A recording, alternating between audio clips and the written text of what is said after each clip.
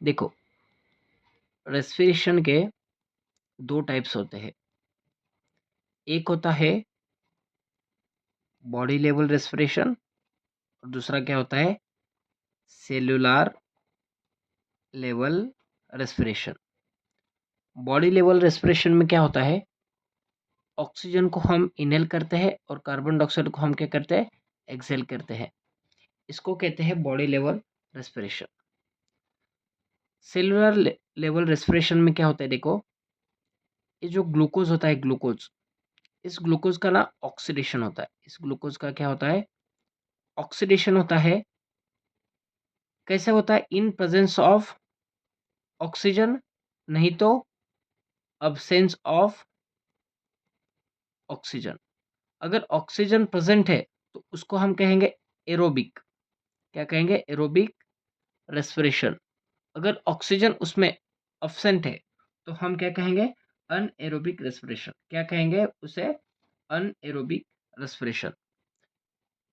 इस particular video lecture में हम यहाँ पर एरोबिक रेस्पिरेशन के बारे में देखेंगे, जिसमें हमारा glucose step by step oxidise होगा और हमें आखिर में एनर्जी यानी कि एटीपी मिलेगी।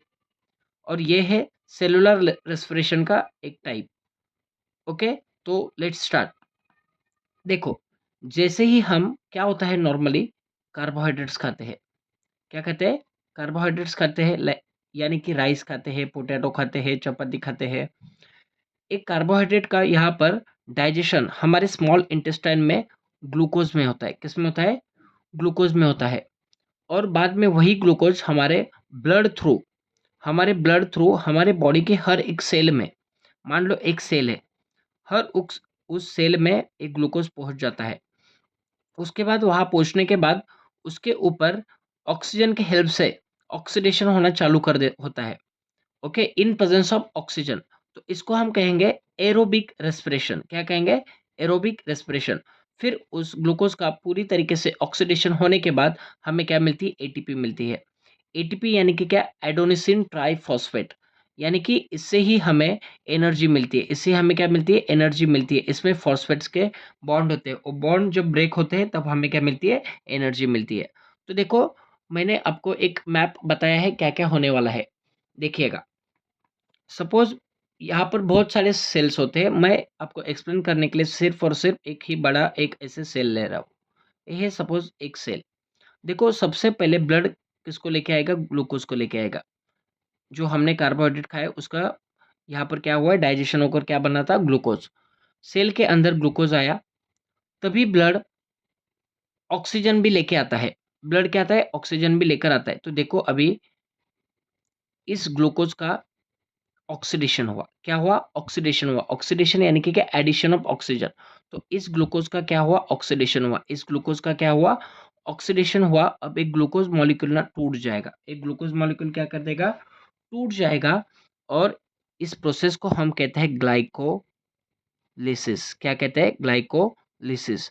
और यहाँ पर देखिएगा, ए सेलुलर रेस्पिरेशन यानी कि एरोबिक रेस्पिरेशन की ए फर्स्ट स्टेप है। फर्स्ट स्टेप क्या है, ग्लाइकोलिसिस। क्या है, ग्लाइकोलिसिस। यानी कि यहाँ पर ग्लूकोज का, ग्लाइको यानी कि क्या, ग्लूकोज, और लिसिस यानी कि क्या, ब्रेक डाउन।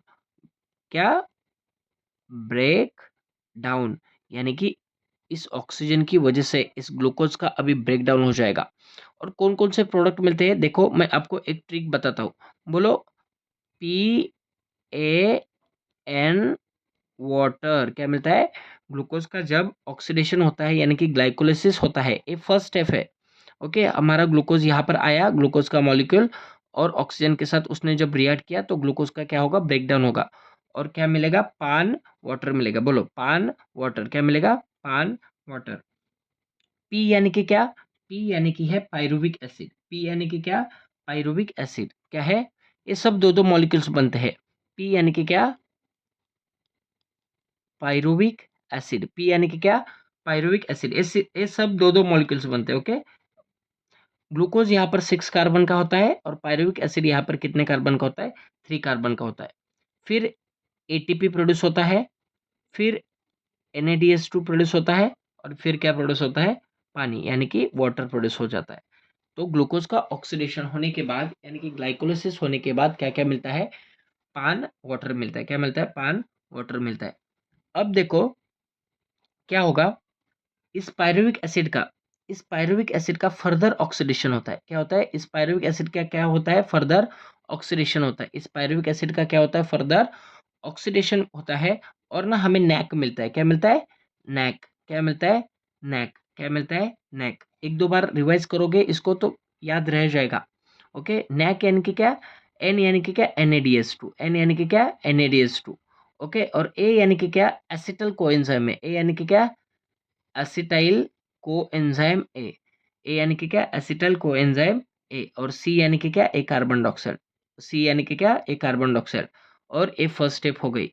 फर्स्ट स्टेप में देखो क्या क्या होता है, हमारा ग्लूकोज जो है ऑक्सीडाइज होता है, यानी कि क्या होता है, ग्लाइकोलाइसिस होता है। और हमें क्या मिलता है, पान और वाटर मिलता है। ये सब दो दो मॉलिक्यूल्स मिलते हैं। ये क्या होते हैं, सब दो दो मॉलिक्यूल्स क्या होते हैं, मिलते हैं। P for pyruvic acid 3 carbon का होता है, A for ATP, N for NaDH2, and H2 means water. फिर देखो पायरुविक एसिड का फिर से ऑक्सीडेशन होता है और हमें नैक मिलता है। ये भी सब दो दो मॉलिक्यूल है। NaDH2 दो मॉलिक्यूल्स मिलेंगे, एसिटल कोएंजाइम में दो मॉलिक्यूल मिलेंगे। और यहाँ पर देखिएगा कार्बन डाइऑक्साइड के कितने मॉलिक्यूल बन गए, दो मॉलिक्यूल बन गए।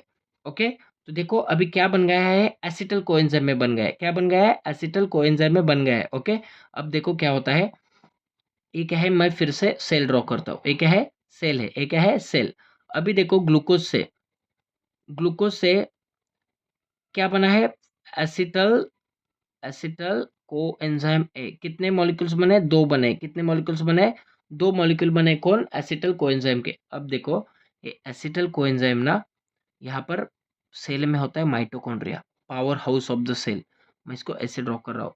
तो देखो एसिटाइल कोएंजाइम ए अब कहाँ गया, माइटोकॉन्ड्रिया में गया। कहाँ गया, माइटोकॉन्ड्रिया में गया। तो मुझे बताओ ग्लाइकोलाइसिस कहाँ हो रहा है, साइटोप्लाज्म में हो रहा है। ग्लाइकोलाइसिस कहाँ पर हो रहा है, साइटोप्लाज्म में हो रहा है। कहाँ हो रहा है, साइटोप्लाज्म में हो रहा है। देखो साइटोप्लाज्म में इनकी क्या होता है, ए सेल है सपोज। ओके, और ये क्या है, ए न्यूक्लियर मेम्ब्रेन है। प्लाज्मा मेम्ब्रेन और न्यूक्लियर मेम्ब्रेन, प्लाज्मा मेम्ब्रेन और न्यूक्लियर मेम्ब्रेन के बीच की जो साइट होती है उसको हम क्या कहते हैं, साइटोप्लाज्म कहते हैं। ओके, तो साइटोप्लाज्म में ग्लूकोज का क्या बनता है, एसिटल कोएंजाइम में बनता है। क्या बनता है, एसिटल कोएंजाइम में बनता है। उसके बाद में एसिटल कोएंजाइम में कहा जाता है, माइटोकॉन्ड्रिया में जाता है। कहा जाता है, माइटोकॉन्ड्रिया में जाता है। तभी क्या होता है, इस एसिटल कोएंजाइम का जो एसिटल पार्ट है उसका स्टेप बाय स्टेप ऑक्सीडेशन होता है, यानी कि फिर से प्रेजेंस ऑफ ऑक्सीजन में ये ना एसिटल कोएंजाइम का क्या होता है, ऑक्सीडेशन होता है। क्या होता है, ऑक्सीडेशन होता है, और एक साइक्लिक मैनर में। और उसको कहते हैं TCA, यानी कि ट्राई कार्बोक्सिलिक एसिड साइकिल, और उसको ही क्रेब साइकिल भी कहते हैं। तो देखो एरोबिक रेस्पिरेशन की फर्स्ट स्टेप थी ग्लाइकोलाइसिस। क्या थी, ग्लाइकोलिसिस थी।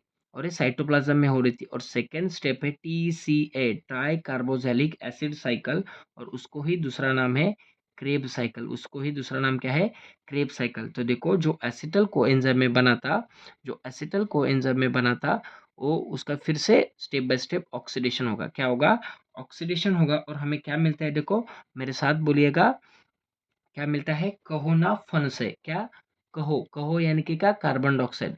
हो यानी कि क्या, H2O। फन यानी कि F यानी कि क्या, FADH2। और N, फन यानी कि क्या, NaDH2। क्या मिलता है, NaDH2 मिलता है। क्या मिलता है, NaDH2 मिलता है। तो इसको कैसे याद रखना है, कहो कैसे, फन से। कहो कैसे, फन से। कहो यानी कि क्या, कार्बन डाइऑक्साइड। हो यानी कि क्या, वाटर। एफ, फ यानी कि क्या, FADH2। और N यानी कि क्या, NaDH2।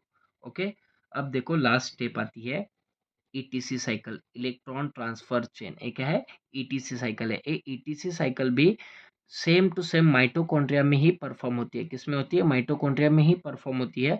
और देखो एक FADH2 दो ATP देता है। एक FADH2 कितने ATP देता है, दो ATP देता है। और NaDH2 कितने ATP देता है, तीन ATP देता है। और यही था ग्लूकोज का, क्या था, एरोबिक रेस्पिरेशन। ग्लूकोज का क्या हो रहा था, ऑक्सीडेशन हो रहा था in presence of oxygen.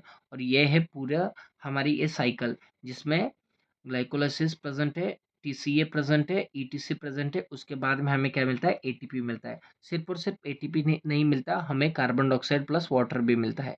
Okay, तो मैं इसको एक बार क्विक आपको रिवाइज़ करके बताता हूँ क्या-क्या हुआ इसमें। अगर आपको नहीं समझ में आया तो अब समझ में आएगा शायद। देखो यहाँ पर क्या होता है, सबसे पहले यहाँ पर मैं ड्रॉ करता हूँ, यहाँ पर मैं ड्रॉ करता हूँ साइटोप्लाज़्म। ये क्या है? साइटोप्लाज़्म है, ओके। और मैं नीचे यहाँ पर ड्रॉ करता हूँ माइटोकॉन्ड्रिया। क्या ड्रॉ करता हूँ? माइटोकॉन्ड्रिया। देखिएगा साइटोप्लाज्म में फर्स्ट स्टेप होती है ग्लाइकोलिसिस। क्या होती है? ग्लाइकोलिसिस। यानी कि क्या होता है इसमें? इसमें जो ग्लूकोज का मॉलिक्यूल होता है, क्या होता है? ग्लूकोज का मॉलिक्यूल ऑक्सीडाइज हो जाता है। क्या हो जाता है? ऑक्सीडाइज हो जाता है। इसको ही ग्लाइकोलिसिस कहते हैं। क्या कहते हैं? ग्लाइकोलिसिस, यानी कि ग्लूकोज का ब्रेकडाउन। तो हमें क्या मिलता है? बोलो पान। क्या मिलता है? पान वाटर मिलता है। यानी कि पी यानी कि क्या? Pyruvic acid. पी यानी कि क्या? Pyruvic acid. ए यानी कि क्या?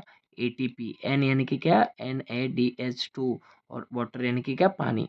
तो देखो पाइरुविक एसिड का फर्दर ऑक्सीडेशन होता है। फर्दर ऑक्सीडेशन के साथ रिएक्शन करके क्या क्या बनाता है? क्या बनाता है? नैक बनाता है। क्या बनाता है? नैक। नैक यानी कि क्या? NaDH2। ये सब दो दो मॉलिक्यूल्स बनाता है। एसिटल को एंजाइम है, एसिटल को एंजाइम है, और क्या बनाता है? कार्बन डाइऑक्साइड बनाता है। अब एसिटल कोएंजाइम भी दो मॉलिक्यूल बन गए। अब एसिटल कोएंजाइम में चला जाता है माइटोकॉन्ड्रिया में।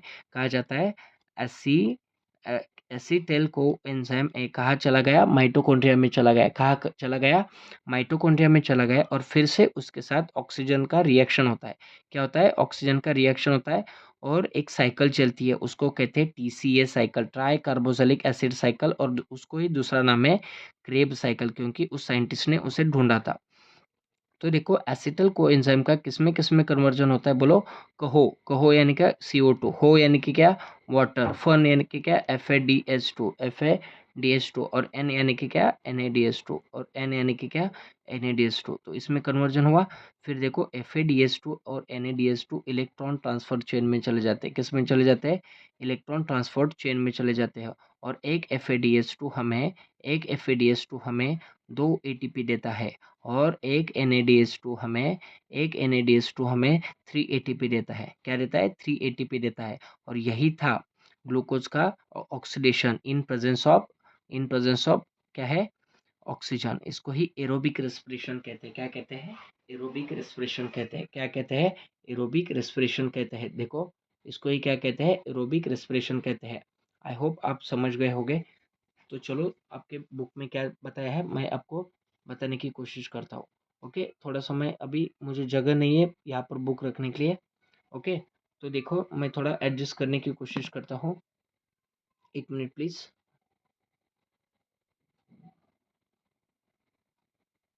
आई होप आपको अब समझ रहा होगा। देखिएगा।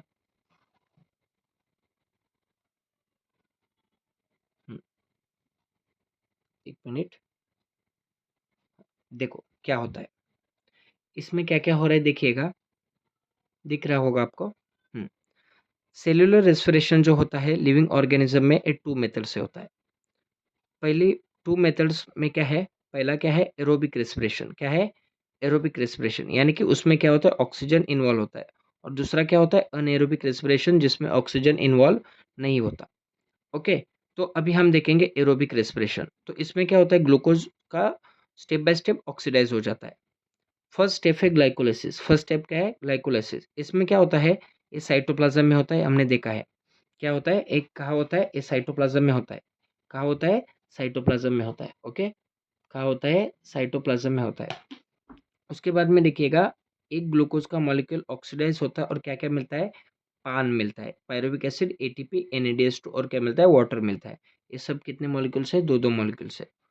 उसके बाद में पायरुविक एसिड किस में कन्वर्ट हो जाता है? फिर से उसका ऑक्सीडेशन होता है, और किस में कन्वर्ट हो जाता है? नैक में, यानी कि NaDH2, एसिटिल कोएंजाइम ए, और कार्बन डाइऑक्साइड। उसके बाद में साइकिल चालू हो जाती है ट्राई कार्बोक्सिलिक एसिड साइकिल। क्या चालू हो जाती है? Try carboxylic acid cycle. इसमें देखो बोथ मॉलिक्यूल्स दो दो बने थे ना, एसिटिल कोएंजाइम में माइटोकॉन्ड्रिया में चले जाते हैं। कहाँ जाते हैं अभी? माइटोकॉन्ड्रिया। तो ट्राई TCA साइकिल और क्रेब साइकिल कहाँ पर ऑपरेट होती है? माइटोकॉन्ड्रिया में। Okay, a cyclic chain reaction है, इसको ट्राई कार्बोक्सिलिक एसिड साइकिल भी कहते हैं। एसिटल पार्ट जो है एसिटल कोएंजाइम का, ये कंप्लीटली ऑक्सीडाइज होता है साइक्लिक प्रोसेस से। और क्या क्या मिलता है? कहो ना फन से, कहो यानी कि कार्बन डाइऑक्साइड, हो यानी कि वाटर, NaDH2 एंड FeDH2। इसके बाद में देखो NaDH2 एंड FeDH2 कहाँ पर चले जाते हैं, ETC में चले जाते हैं। कहाँ पर चले जाते हैं, ETC यानी कि इलेक्ट्रॉन ट्रांसपोर्ट चेन में चले जाते हैं। कहाँ पर चले जाते हैं, ETC में चले जाते हैं। तो देखो यहाँ पर एक NaDH2 3 मॉलिक्यूल्स रहता है एटीपी के, और एक FeDH2 2 मॉलिक्यूल्स रहता है। और इसके साथ-साथ क्या-क्या प्रोड्यूस हो जाता है, एटीपी तो मिलती ही है, लेकिन बिसाइड्स एटीपी के साथ-साथ कार्बन डाइऑक्साइड एंड वाटर मिलता है। क्या मिलता है, कार्बन डाइऑक्साइड एंड वाटर मिलता है। और ये था एरोबिक रेस्पिरेशन। ये क्या था, एरोबिक रेस्पिरेशन। आई होप आप समझ गए होंगे। ये थोड़ा-सा कॉम्प्लिकेटेड टॉपिक है, लेकिन मैंने आसान बनाने की कोशिश की है। अगर वीडियो पसंद आता है तो आप प्लीज़ लाइक एंड शेयर करिएगा, और किसी कोई और टॉपिक पर आपको वीडियो चाहिए तो आप मुझे कमेंट सेक्शन में बता सकते हो। Okay, bye bye.